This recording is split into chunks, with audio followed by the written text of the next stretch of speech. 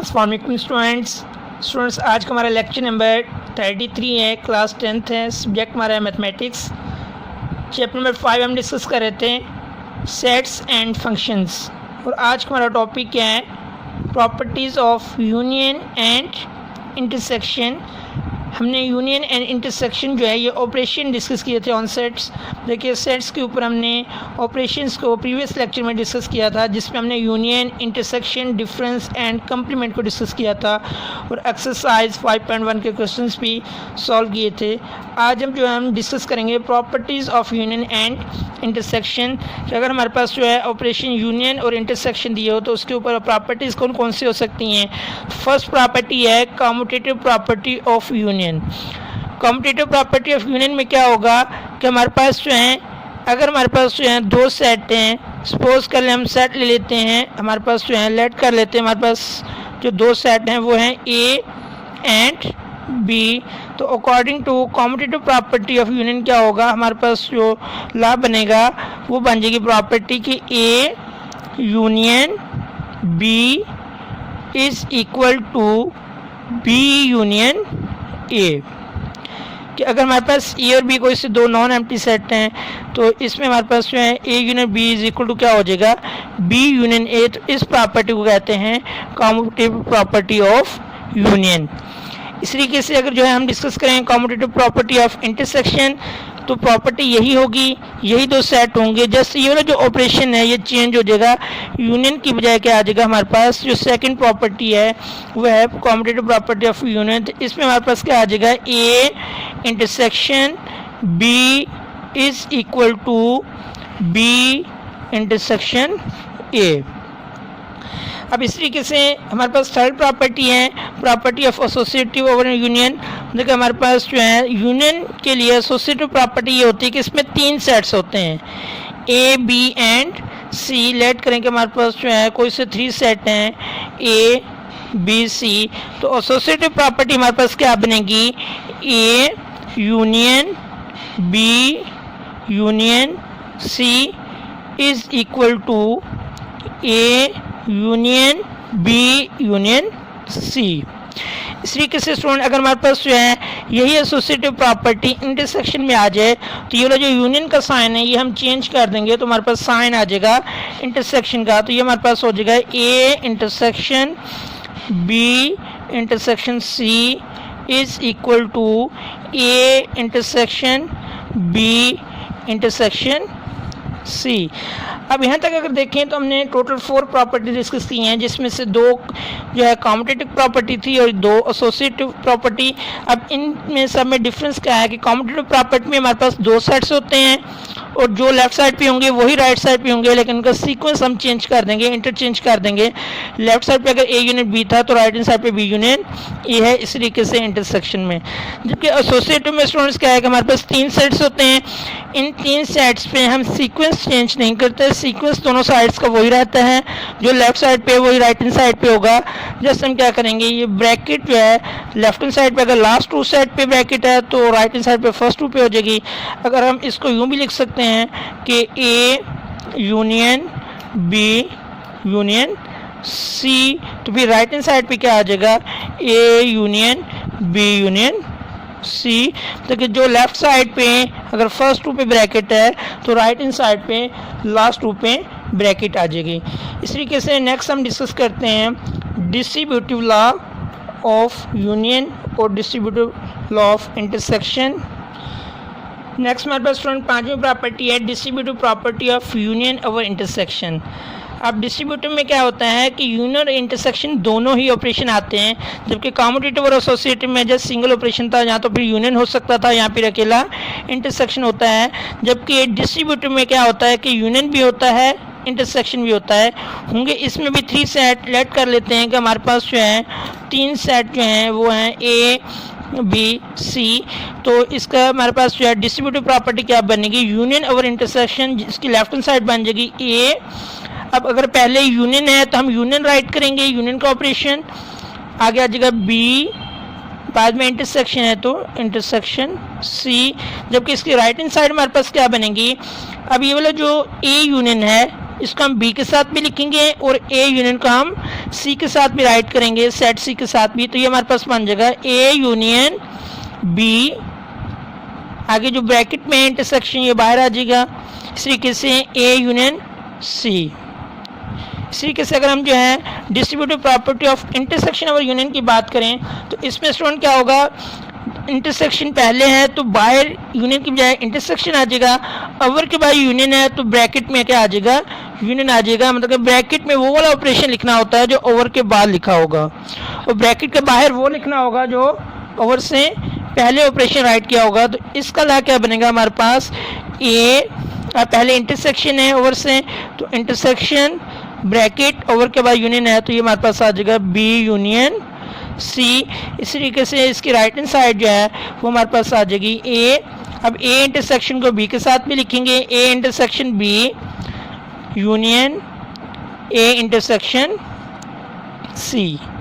अब इस तरीके से स्टूडेंट नेक्स्ट हमारे पास जो है ला आता है डी मॉर्गन्स ला। तो डी मॉर्गन्स ला में क्या होता है कि डी मॉर्गन जो है ये साइंटिस्ट का नेम है, उसने ये ला जो है इंट्रोड्यूस करवाया था। तो इसमें हमारे पास जो होता है कि ए और बी अगर हमारे पास कोई से दो सेट होंगे और ये दोनों सेट जो होंगे वो सब सेट होने चाहिए किसके, यूनिवर्सल सेट यू के।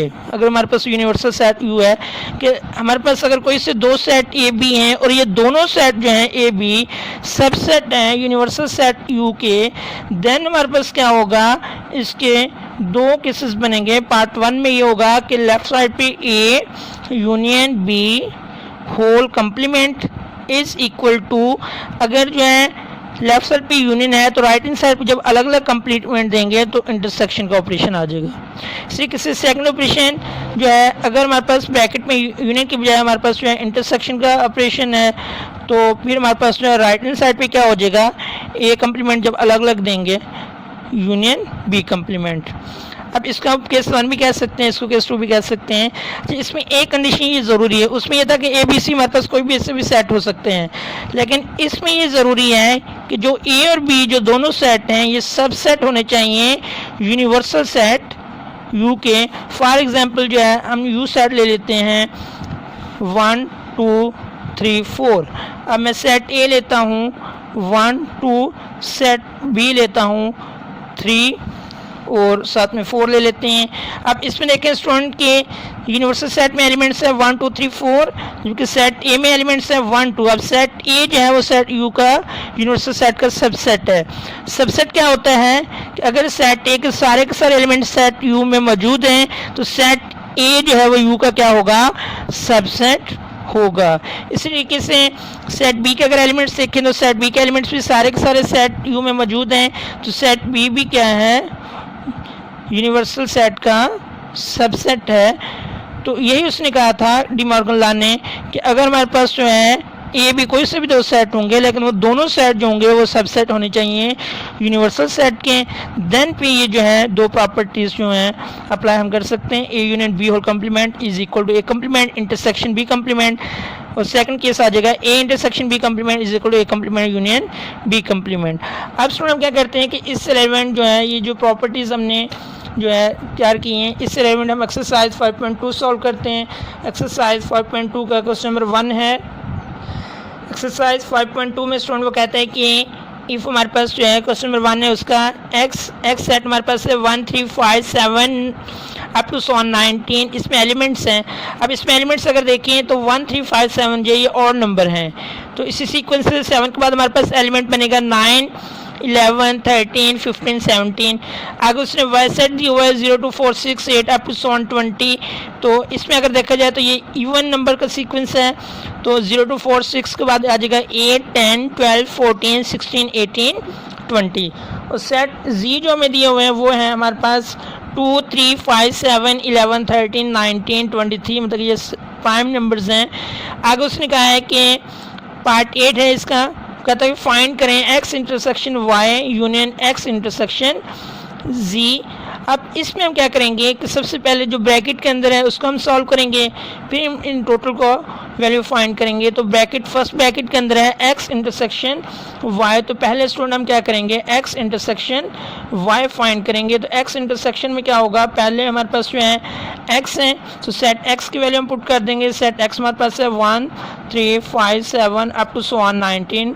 उसके बाद है इंटरसेक्शन, उसके बाद है y, तो सेट y हमारे पास क्या है 0 2 4 6 अप टू सो ऑन 20। अब इसमें क्या होगा कि इन दोनों के हमने क्या लेने हैं, कॉमन एलिमेंट्स लेने हैं। कॉमन एलिमेंट्स में क्या होगा कि इन दोनों सेट के जो सेम एलिमेंट्स होंगे जस्ट वो हमने राइट करने हैं। अब इसमें देखें स्टूडेंट, कोई भी सेम एलिमेंट नहीं है, इधर ऑड नंबर है इधर इवन नंबर है, दोनों सेट्स के डिफरेंट एलिमेंट हैं। तो जब कोई भी एलिमेंट सेम ना हो तो उसका इंटरसेक्शन आता होता है एम्प्टी सेट। अब इसमें क्या होगा स्टूडेंट, नेक्स्ट हमारे पास है x इंटरसेक्शन z। तो x इंटरसेक्शन जब z फाइंड करेंगे तो हमारे पास आ जाएगा, सबसे पहले x है तो x सेट आ जाएगा। x सेट में हमारे पास एलिमेंट्स क्या हैं 1 3 5 7 9 अप टू 19। उसके बाद इंटरसेक्शन, उसके बाद हमारे पास जो है सेट ऑफ z है, z में एलिमेंट्स हैं 2 3 5 7 11, उसके बाद है 13 19 23। अब स्टूडेंट देखें इसमें कि इसमें इंटरसेक्शन में क्या होगा कि जो दोनों में जो सेम एलिमेंट्स होंगे, इसमें इधर है और नंबर, इधर जो है और नंबर जो होंगे वो सेम दोनों में, मतलब ये 2 है इधर 2 नहीं है, ये 1 इधर है इस सेट में नहीं है, इससे ना 1 कॉमन है ना 2 कॉमन है, 3 दोनों में है तो हमारे पास जो है 3 आ जाएगा। उसके बाद 5 दोनों में है 5 आ जाएगा, 7 दोनों में है 11 दोनों में है, उसके बाद 13 दोनों में है, 13 के बाद जो है हमारे पास 17 इसमें नहीं है, इसमें भी है, उसके बाद 19 दोनों में है तो 19 आ जाएगा। अब इसमें क्या होगा, नेक्स्ट उसने कहा था कि इन दोनों का टोटल यूनियन फाइंड करना है। तो यूनियन में स्टूडेंट क्या होगा कि हमारे पास आ जाएगा x intersection y union x intersection z is equal to, अब इसमें देखें x इंटरसेक्शन y जो हम फाइंड कर चुके हैं वो हमारे पास बना था एम्प्टी सेट आंसर। उसके बाद है यूनियन ऑपरेशन है, उसके बाद है x इंटरसेक्शन z। तो x इंटरसेक्शन z का जो हमारे पास आंसर बना है वो है 3 5 7 11 13 19। अब इसमें यूनियन में क्या होता है कि दोनों सेट के हमने ऑल एलिमेंट्स राइट करने होते हैं। अब इसमें तो कोई भी एलिमेंट नहीं है तो जस्ट हम क्या करेंगे, इसके एलिमेंट्स राइट कर देंगे तो हमारे पास आ जाएगा 3 5 7 11 13 19, इसका क्या होगा आंसर होगा। इस तरीके से अकॉर्डिंग टू स्मार्ट सिलेबस जो हमारे सिलेबस में शामिल हैं, इसके पार्ट एक्सरसाइज 5.2 के, उसमें स्टूडेंट क्वेश्चन नंबर 1 का जो है पार्ट आपने करना होगा, पार्ट 5 6 7 8 हो चुका है। उसके बाद क्वेश्चन नंबर 2 का जो है पार्ट 3 जो है सिलेबस में शामिल, इसमें ए बी सी सेट दिए हुए हैं। तो आप लोगों ने क्या करना है कि लेफ्ट हैंड साइड पहले सॉल्व कर लेनी है, फिर राइट हैंड साइड सॉल्व कर लेनी है। तो ये भी इसी तरीके से होगा। ये लॉ भी दिया हुआ है, डिस्ट्रीब्यूटिव लॉ ऑफ यूनियन व इंटरसेक्शन दिया हुआ है, तो इसको भी आप सॉल्व करेंगे। उसके बाद जो है नेक्स्ट इंशाल्लाह हम लेक्चर में डिस्कस करेंगे D Morgan's law, question number 3 और 4 नेक्स्ट लेक्चर में करेंगे। तो जो आपकी असाइनमेंट है क्वेश्चन नंबर 1 का पार्ट 5 6 7 और क्वेश्चन नंबर 2 का पार्ट 3। तब तक के लिए अल्लाह हाफिज़।